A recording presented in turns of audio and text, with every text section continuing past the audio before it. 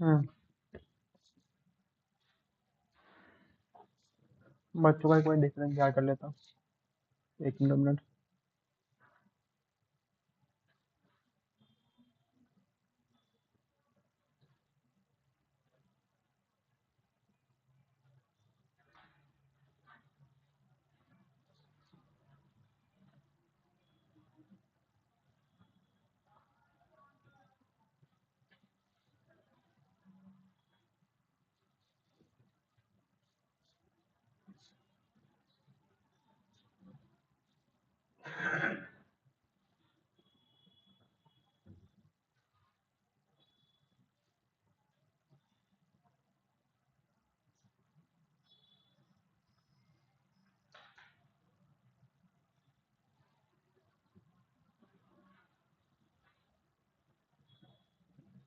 बेटा आवाज आ रही है? एक बार चैट बॉक्स में लिख के बताओ।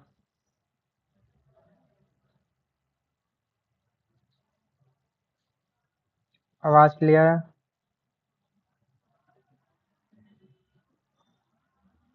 आवाज क्लियर है बेटा काव्यांश?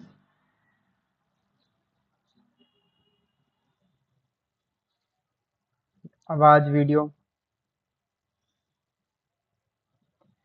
जितने लोग ज्वाइन होते हैं एक बार फटाफट लिख के बता दो, फिर हम आगे बढ़ते हैं।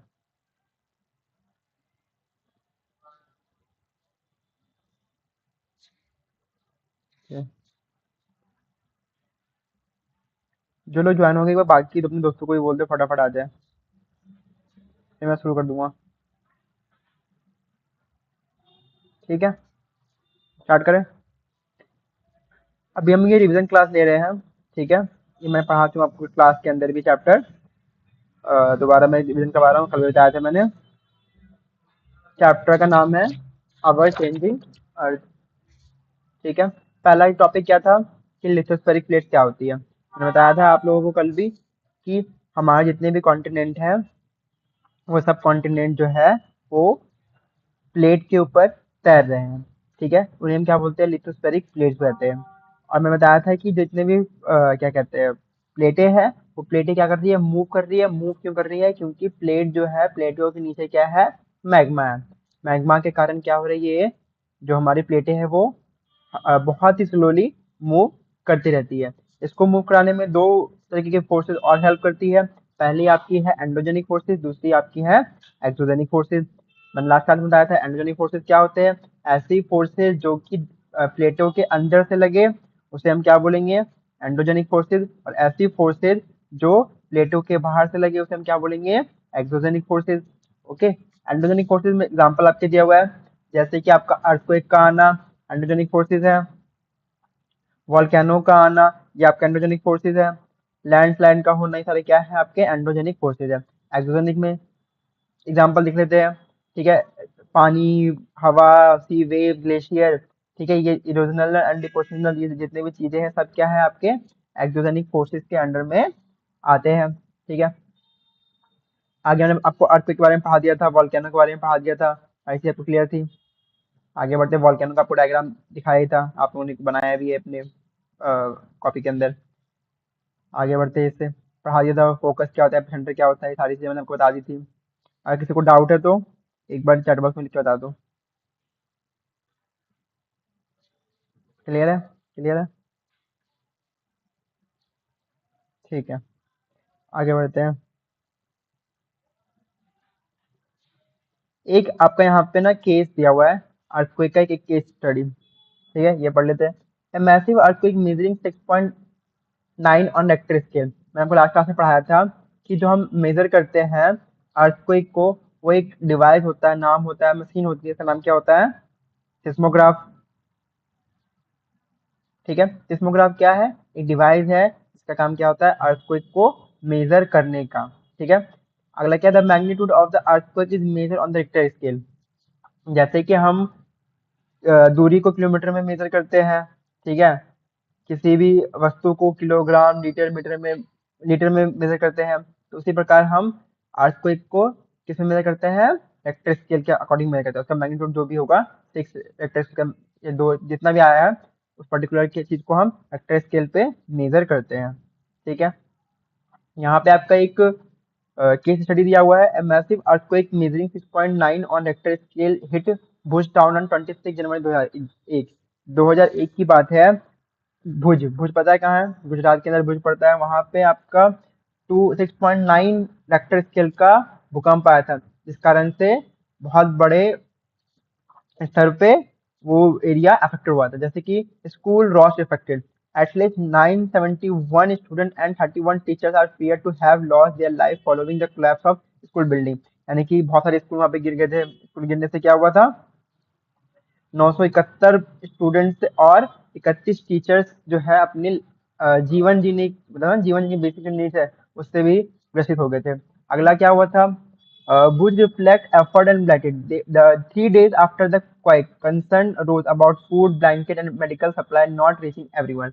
क्या हुआ था ना कि ऑब्वियस जब भूकंप आया तो लोगों के पास जो बेसिक नीड है, खाना, कपड़े, ये सब चीजें के भी, मेडिकल सप्लाई वगैरह भी लोगों तक नहीं पहुंच पा रहे थे क्योंकि, हाँ बेटा गुड आफ्टरनून, ठीक है, यहाँ लोगों के पास मेडिकल जो दवाइयाँ हैं ये तक भी नहीं पहुंच पा रही थी। ये सारी चीजें क्या हुई थी अर्थक्वेक आने का बाद देखने को मिल रहा था। अगला क्या हुआ था, फायर इन द सिटीज। अब आप देखोगे कि जब hundreds of fire started as a charcoal cooker overturn, यानी कि क्या हुआ था कि वहां पे अगर hundred of fire started as a charcoal cooker overturn, यानी कि अगर मान लिया कहीं पे कोयले वगैरह का कुछ खदान वगैरह था या कोयले का सामान का कुछ रखा हुआ था तो वहां पे आग लग गई थी और वो धीरे धीरे आग पूरी जगह फैलती चली गई थी। अगला क्या, इमरजेंसी डिक्लेयर्ड इन क्वेक जोन। जहां पर भूकंप आया था वहां पे the president declare A state of emergency. वहां पे प्रेसिडेंट ने इमरजेंसी को डिक्लेयर कर दिया था। और वहाँ के जो सीएम थे उसने अपील की थी वहाँ के लोगों से, Gujarat appeal for the financial help, यानी कि बाकी जो चीफ मिनिस्टर, जैसे गुजरात के चीफ मिनिस्टर थे उन्होंने बाकी स्टेट्स के चीफ मिनिस्टर से हेल्प मांगी कि उन्हें वो फाइनेंशियल मतलब पैसे प्रोवाइड करें। ठीक है, इतना क्लियर है। आगे बढ़ते हैं। ये मैंने पढ़ा दिया था अर्थक्वेक जब आते तो क्या क्या चीज ध्यान रखनी है। देखो ऐसा होता है सिस्मोग्राफ, इस तरीके की मशीन होती है। इसका काम क्या होता है, क्या काम होता है, अर्थक्वेक आए तो उसको मेजर करना। ठीक है, आगे बढ़ते हैं। Major landform, the landscape is being continuously worn away by two process, weathering and erosion. Weathering is the breaking of the rock on the earth surface. weathering क्या होता है, पत्थर का टूटना वेदरिंग कहलाता है। इरोजन क्या होता है, erosion is the wearing away of landscape by different agents like water, wind and ice, यानी कि मिट्टी का छटना, मतलब मिट्टी का कटना, छटना जो भी कह लो, कटना क्यों, पानी और हवा और आइस की मदद से पानी का कटना क्या क्या कहलाता है, इरोजन कहलाता है। ठीक है, the process of erosion and deposition create different landform on the surface of the earth. यानी कि जब मिट्टी कटता है तो उससे हमारे जहाँ पे मिट्टी कटा है वहाँ की चीजें अलग हो जाएगी, जहाँ पे मिट्टी पहुंचा है वहाँ पे जो सिचुएशन है वो अलग हो जाएगी। तो यही कह रहा है कि इरोजन से अलग अलग लैंडफॉर्म बनते हैं। क्लियर है, ये सारी चीज़ मैं पहले पढ़ा चुका हूँ, बस मैं रिवीजन करवा रहा हूँ तुम लोगों का। ठीक है, कॉपी में काम पूरा ही करवा चुका हूँ इस चीज़ के लिए, बस ये रिवीजन क्लास चल रही है तो मैं थोड़ा जल्दी जल्दी खींच रहा हूँ आगे। अगला है आपका, क्लियर है इतना सब कुछ, एक बार बता दूँ, मैं पढ़ रहा हूँ चार्ट में। गुड मॉर्निंग सबको, अच्छा गुड आफ्टरनून हो गया अब तो, 12 बज गए।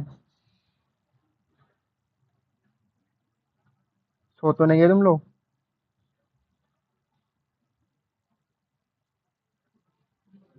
हो गए? यश है, काव्यांश है, और कौन है?